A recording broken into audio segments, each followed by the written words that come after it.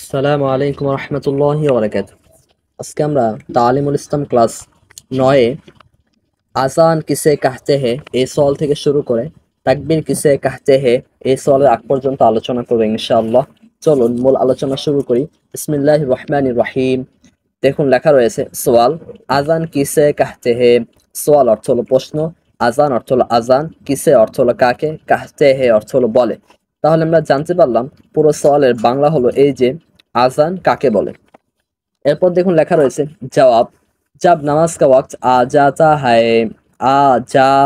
है तो नमाज से कुछ देर पहले एक शख्स खड़े होकर जोर जोर से ये अल्फज कहता है। जवाब अर्थ হলো উত্তর, জাব নামাজ কা ওয়াক্ত আ জাতা হায়, যখন নামাজের সময় এসে যায়। জাব অর্থ হলো যখন, নামাজ অর্থ হলো নামাজ, কা অর্থ হলো র। নামাজ কা এতটুকুর অর্থ হলো নামাজের, ওয়াক্ত অর্থ হলো সময়। নামাজ কা ওয়াক্ত এতটুকুর অর্থ হলো নামাজের সময়। আ জাতা হায় এতটুকুর অর্থ হলো এসে যায়। তাহলে আমরা বুঝতে পারলাম জাব নামাজ কা ওয়াক্ত আ জাতা হায় এতটুকুর অর্থ হলো যখন নামাজের সময় এসে যায়।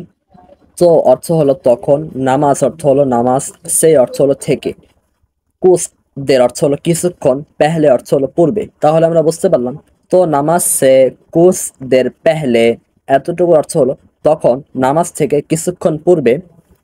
এক শখস অর্থ হলো একজন ব্যক্তি, খারে হোকার দাঁড়িয়ে, জোর জোর সে জোরে জোরে। এখানে একটা কথা মনে রাখবেন আপনারা, তাহলে এই যে সে এর অনুবাদ এখানে উঠবে না। কেন উঠবে না? এর কারণ হলো জোর জোর যখন কোনো শব্দকে পাশাপাশি দুইবার ব্যবহার করা হয় তখন সেই শব্দের সাথে কিছু হরফ যুক্ত হয়।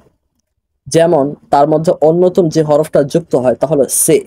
যখন পাশাপাশি দুইটা শব্দ বসে এবং সেই দুইটা শব্দের সাথে কোনো হরফ যুক্ত হয় তখন সে হরফের অর্থ উঠে না।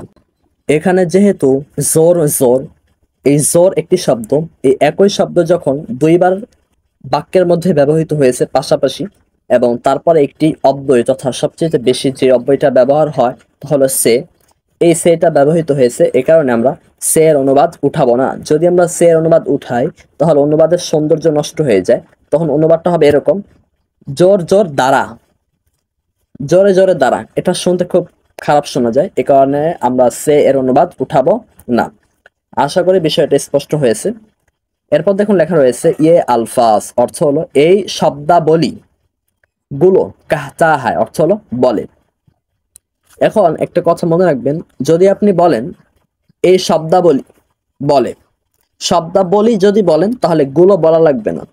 আর যদি আপনি শব্দাবলী না বলে শুধু শব্দ বলেন তাহলে গুলো শব্দের ব্যবহার করতে হবে। এখন আপনাকে ভেবে নিতে হবে আপনি অনুবাদের সময় কি বলবেন, শব্দগুলো না শব্দাবলী। তবে আপনি শব্দাবলী আবার গুলো দুইটি একসাথে রাখতে পারবেন না অনুবাদের ক্ষেত্রে। আমি সুবিধার্থে মানে সাধারণত যে অনুবাদটা করে থাকি আমি সেটাই করব, এই শব্দগুলো বলে। আপনার ইচ্ছা করলে এই শব্দাবলী বলে এটাও বলতে পারেন। তাহলে আমরা বুঝতে পারলাম এক শখস খারে হোকার একজন ব্যক্তি দাঁড়িয়ে, জোর জোর সে উচ্চ স্বরে বা জোরে জোরে, ইয়ে আলফাজ এই শব্দগুলো কাহতা হয় বলে। কোন শব্দ সেগুলো এখন নিচে বলা হবে। একটা কথা আমি আপনাদেরকে মনে করিয়ে দিই, আমরা কিন্তু সেই একটি সওয়ালের উত্তর জানতেছি, অর্থাৎ আজান কাকে বলে সেই সওয়ালের উত্তর কিন্তু এখনো শেষ হয়নি। দেখুন লেখা রয়েছে শিরোনাম দিয়ে আজান, আল্লাহু আকবার আল্লাহু আকবার আল্লাহু আকবার আল্লাহু আকবার। দেখছেন লেখা রয়েছে আল্লাহু আকবার 4 বার। নিচে দেখুন লেখা রয়েছে উর্দুতে আল্লাহ সবসে বড়া হায়, আল্লাহ সব থেকে বড়। আল্লাহ অর্থ হলো আল্লাহ, সবসে অর্থ হলো সব থেকে, বড়া হায় অর্থ হলো বড়। এখানে হায়ের অনুবাদ উঠবে না। কেন উঠবে না হায়ের অনুবাদ? এ সমস্ত আলোচনা আমরা তালিমুল ইসলাম 1 থেকে 5 নম্বর ভিডিওর মধ্যে বিস্তারিত আলোচনা করেছি। আপনারা সেই ভিডিওগুলো দেখে নিলেই বুঝতে পারবেন। আমাদের চ্যানেলে ঢুকলেই দেখবেন তালিমুল ইসলাম ফার্স্ট খণ্ড একটা প্লেলিস্ট রয়েছে, সেই প্লেলিস্টে সেগুলো পেয়ে যাবেন ইনশাআল্লাহ। এরপর দেখুন একই কথা লেখা রয়েছে আল্লাহ সবসে বড়া হয়, আল্লাহ সবসে বড়া হয়, আল্লাহ সবসে বড়া হয়। এগুলোর অনুবাদ হবে আল্লাহ সব থেকে বড়। এরপর দেখুন লেখা রয়েছে আশহাদু আল্লা ইলাহা ইল্লাল্লাহ। এরপর আবার দেখুন লেখা রয়েছে আশহাদু আল্লা ইলাহা ইল্লাল্লাহ। এরপর দেখুন লেখা রয়েছে উর্দুতে আশহাদু এর নিচে গাওয়াহি দেতা হু মাইকে, এতটুকুর অর্থ হলো আমি সাক্ষ্য দিতেছি যে, গাওয়াহি অর্থ হলো সাক্ষ্য, দেতাহু দিচ্ছি, মাই অর্থ হলো আমি, কে অর্থ হলো যে। তাহলে পুরো বাক্যের অর্থ হলো এই যে আমি সাক্ষ্য দিতেছি যে আল্লাহকে সাওয়া, আল্লাহ ব্যতীত কই মাবুদ, কোনো মাবুদ নেহি। নেহি এর অনুবাদ হলো নেই। তাহলে আমরা বুঝতে পারলাম গাওয়াহি দেতাহু মাইকে আল্লাহকে সাওয়া কই মাবুদ নেহি, এতটুকু অর্থ হলো আমি সাক্ষ্য দিতেছি যে আল্লাহ ছাড়া কোনো মাবুদ নেই। এরপর দেখুন এই একই কথা লেখা রয়েছে গাওয়াহি দেতাহু মাইকে আল্লাহকে সাওয়া কই মাবুদ নেহি, এর অনুবাদ তো আমরা জানতেই পেরেছি, এই কারণে আমরা দ্বিতীয়বার এর অনুবাদ করব না। এরপর দেখুন লেখা রয়েছে আশহাদু আন্না মুহাম্মাদার রাসূলুল্লাহ, আবারও দেখুন লেখা রয়েছে আশহাদু আন্না মুহাম্মাদার রাসূলুল্লাহ।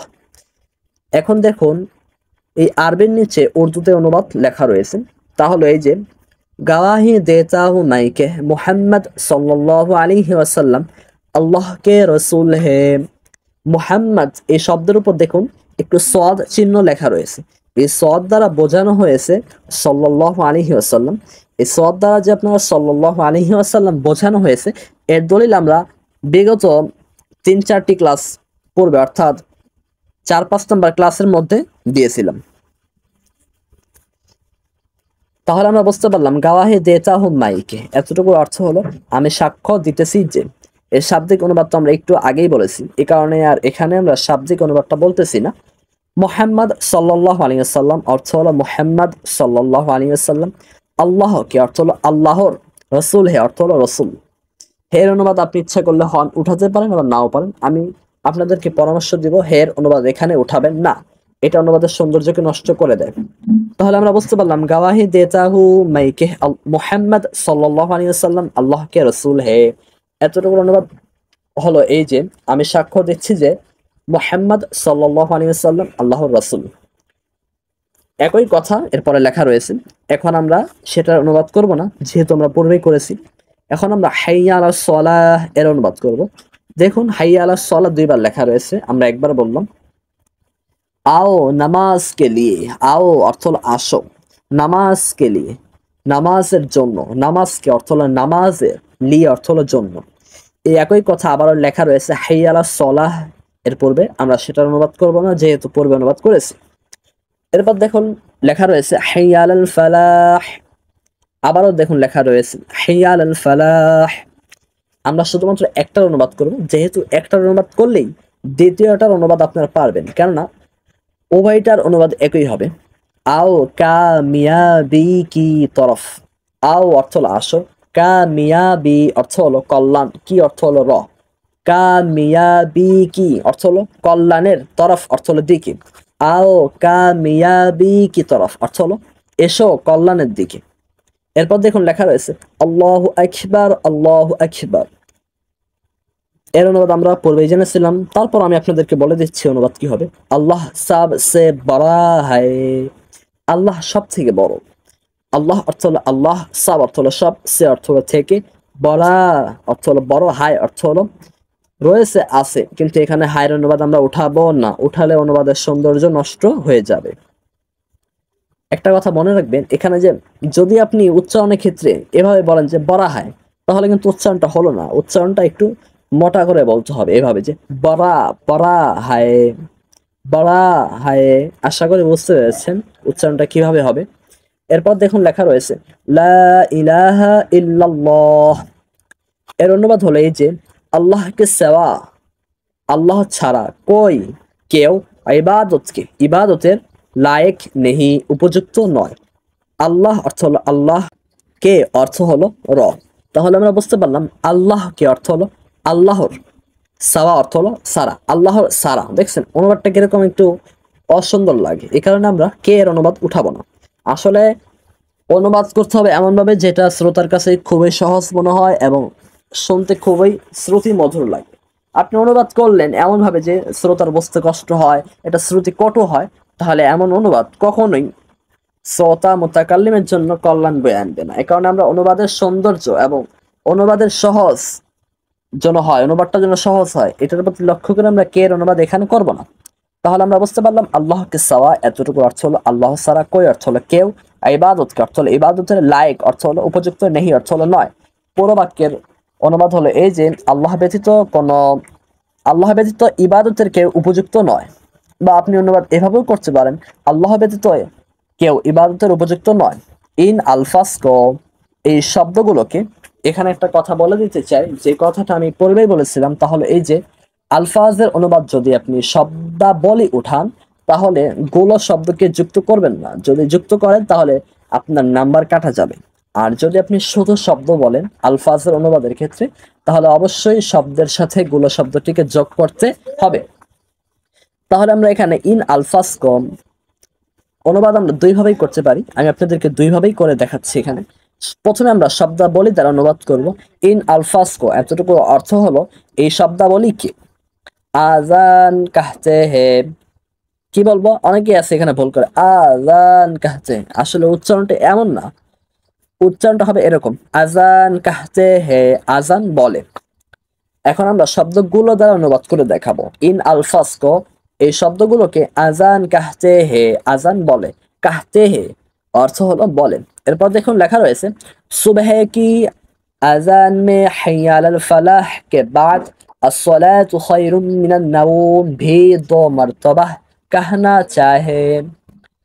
সুবহ কি আজান মে, সুবহ অর্থ হলো সকাল, কি অর্থ হলো র, সুবহ কি অর্থ হলো সকালের, আজান মে অর্থ হলো আজানের মধ্যে।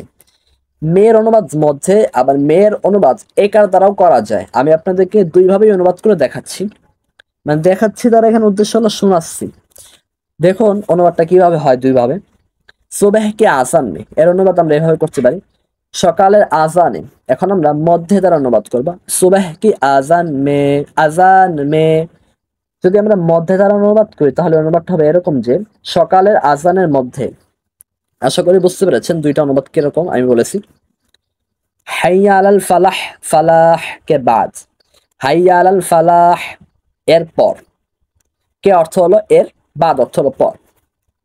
আসসালাতু খায়রুম মিনান নাওম ভি, আসসালাতু খায়রুম মিনান নাওম, ভি অর্থ হলো ও, দো মর্তবাহ অর্থ হলো দুইবার, কাহনা অর্থ হলো বলা, চাহিয়ে অর্থ হলো উচিত, কাহনা চাহে অর্থ হলো বলা উচিত। তাহলে আমরা বুঝতে পারলাম सुबह के आज़ान में हय्या अलल फलाह के बाद अस्सलातु खैरुम मिनन नौम भी दो मर्तबा कहना चाहे। এতটুকু অর্থ হলো এই যে সকালের আজানে হাইয়া আলাল ফালাহ এরপর আসসালাতু খায়রুম মিনান নাওম ও দুইবার বলা চাই। এরপর দেখুন লেখা রয়েছে আসসালাতু খায়রুম মিনান নাওম, এরপর ব্র্যাকেট দিয়ে নামাজ নীंद সে বেহতর হয়। এটা হলো আসসালাতু খায়রুম মিনান নাওম এর অনুবাদ। নামাজ অর্থ হলো নামাজ, নীंद অর্থ হলো ঘুম, সে অর্থ হলো থেকে। নামাজ নীंद সে এতটুকু অনুবাদ হলো এই যে নামাজ ঘুম থেকে বেহতার অর্থ হলো উত্তম, হাই অর্থ হলো রয়েছে বা আছে। এখানে আমরা হায়ের অনুবাদ উঠাবো না, হায়ের অনুবাদ আমরা সেখানেই উঠাতে হয় যেখানে অনুবাদটা সুন্দর মনে হয়, আর যেখানে অসুন্দর মনে হবে সেখানে আমরা হায়ের অনুবাদ উঠাবো না। কেননা আমরা তো বলেছি অনুবাদ আমরা কিসের জন্য করি, কেন অনুবাদকে কিভাবে করতে হবে, অর্থাৎ অনুবাদটা এমনভাবে করতে হবে যাতে করে শ্রোতা বুঝতে পারে এবং শ্রোতার কাছে সহজ মনে হয়। এর দ্বারাই মুতাকাল্লিম এবং শ্রোতা উভয়েই কল্যাণ লাভ করবে। তাহলে আমরা বুঝতে পারলাম নামাজ নীंद সে বেহতার হয় এতটুকুর অনুবাদ হলো নামাজ ঘুম থেকে উত্তম। আমি আশা করি আজকের এই ক্লাসে আমি যে সলটি নিয়ে আপনাদের সাথে আলোচনা করেছি সেই সলটি আপনারা বুঝতে পেরেছেন এবং তার জবাবটিও বুঝতে পেরেছেন। এরপরে যদি কোনো সমস্যা আপনাদের এই ক্লাসের মধ্যে থেকে থাকে অবশ্যই আপনারা কমেন্টে জানাবেন, আমরা ইনশাআল্লাহ আপনাদের প্রশ্নের উত্তর দেওয়ার যথাযথ চেষ্টা করব। আর এই ভিডিওটি যদি আপনাদের সামান্যতম উপকার করে থাকে তাহলে অবশ্যই দিনের স্বার্থে ভিডিওতে একটি লাইক দিয়ে আপনি আপনার সুন্দর মন্তব্যটা কমেন্টে জানিয়ে আমাদের চ্যানেলটিকে সাবস্ক্রাইব করে আমাদের পাশেই থাকবেন। আর যদি ইতিপূর্বে আপনি আমাদের চ্যানেলটিকে সাবস্ক্রাইব করে থাকেন তাহলে আমরা আপনাদেরকে জানাই ধন্যবাদ। সকলে ভালো থাকবেন। আসসালামু আলাইকুম ওয়া রাহমাতুল্লাহি ওয়া বারাকাতুহু।